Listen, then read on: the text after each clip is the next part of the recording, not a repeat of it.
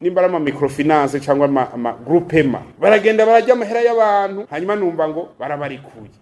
kubwangingo umuntu yatwaye amahera y'abene gihugu kuyenge cyangwa yatwaye amahera y'igihugu yova mu gasho ari uko atanze ibintu by'abantu hari ikintu bita inspection ico kintu bitwa inspection kirakaze vraiment muraro kungene mu gihe inyanyura ko je urumva umuntu arafashwe inkozi y'ikibi muri police bapfuye kumushiramwe aciye telefona ntumbazi ya telefonye haca haza umuntu ubwo nyene apwezinere ngo aje kugira inspection kandi objective ni wa muntu agaca mureko yewe kandi bivuge ngene bibandanije uko tuzohava tusanga yuko ari infraction de flagrance ko abo bantu bari basangiye igikogwa jewe ndabivutse ndigiri mugabo ejo cyangwa hirya yejo tuzohava dusanga aba OM bakora izo inspection benizo atani zindi inspection bakora tuzohava tubita ko ari aba complice bizoku ukabarundi nabonye barundi baragoye arakubita kuyiryamiye musi y'igiti cy'umwembe akarindira rezili